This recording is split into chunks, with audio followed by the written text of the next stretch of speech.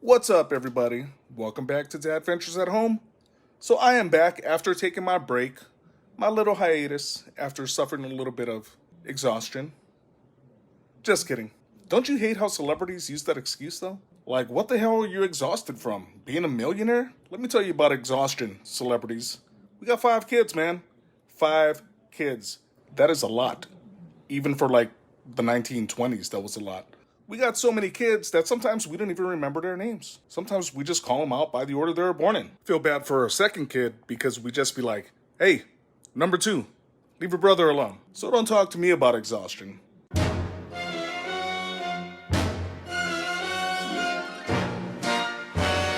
So in part 1 of the series, we covered some oddball chores. And in this one, we're going to cover oddball chores as well, but it's going to be more focused on trash and how I deal with bugs here in rural Hawaii. So yes, we do have a slew of bugs here in Hawaii. Here's some of them. We got blister beetles, carpenter ants, centipedes, field crickets, gnats, houseflies, little fire ants, millipedes, mosquito eaters, mosquitoes, cockroaches, silverfish, termites. That's about it. So first off, let's talk about trash. Or as we call it here in Hawaii, rubbish. So because we live in the boonies, there's no waste management out here. So what we have to do, because there's no waste management or any kind of trash disposal services that's offered here, is we have to take all of our trash, all of our rubbish, to the rubbish dump. And the closest one to us is about 8 miles away. And in the meantime, when our trash is getting gathered or accumulated, we'll just store them in these little trash bins that we purchased. So as they accumulate, they'll just be in these bins. And in the meantime, we also have to be very cautious with what we put in there, just because there's so many bugs out here. So one of the things I gotta be cautious with is whenever I have any canned goods or any type of food containers that can have crumbs or any kind of residue in there, I'll even take it upon myself to wash the trash before I throw it away, if that makes sense. Now that's something I even did before we lived here, and that's just a good practice to have. So if you don't do it, wash your trash to keep the bugs away. Once the trash is accumulated and the bins are full, we'll just load these guys up into the truck and take them out to the rubbish dump. Next up on our strange chores regarding bugs is what we call food waste. Now, we're gonna come across certain items that we can't put in the trash and we can't wash and can't go down our disposal. Now, we do put food down our disposal that can be disposed of, but we do have a septic tank, so we gotta be careful about it. And this is where the food waste comes in. Now, this is gonna be for everything like bones and rib bones and just stuff that you don't want to put in the trash. So this is gonna seem a little strange. Strange. Maybe. Who am I to judge? Maybe even a little bit gross.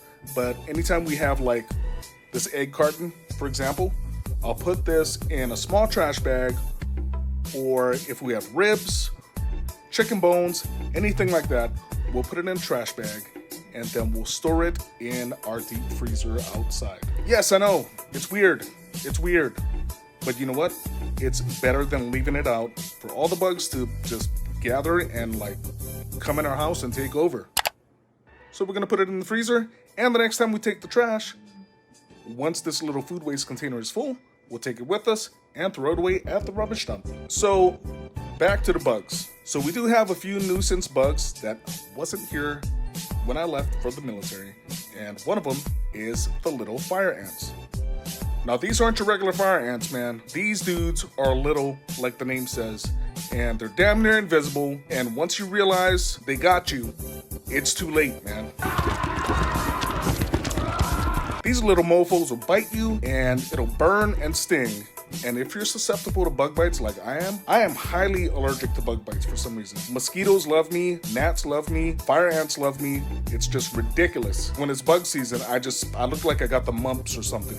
It's crazy. So one of the most effective ways we found to deal with these little fire ants is by using this ant bait killer thing called Andro. When we first started getting this, I was calling it AMDRO because, let's face it, I was in the military for 20 years, so acronyms was kind of like life.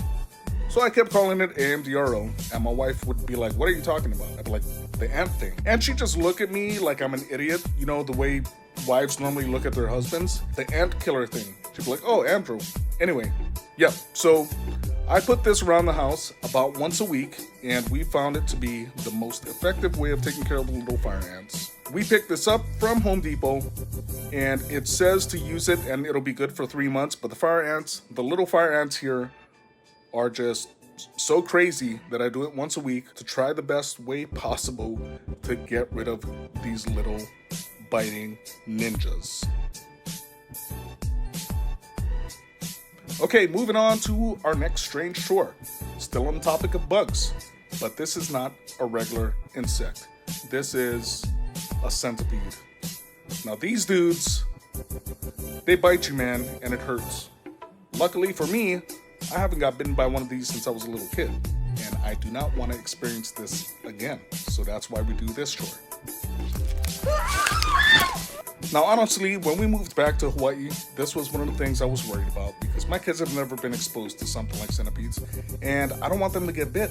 So I did some research on the internet, and I found that the best way to keep these guys away is by spraying peppermint spray around the house.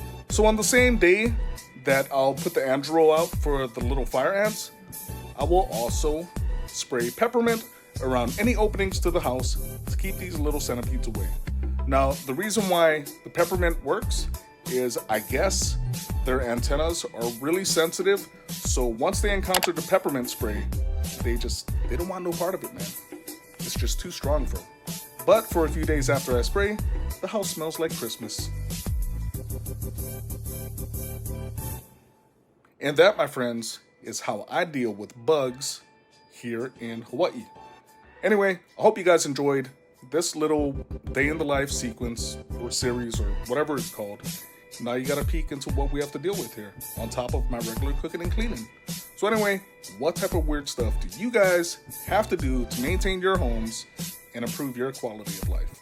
Let me know in the comments below.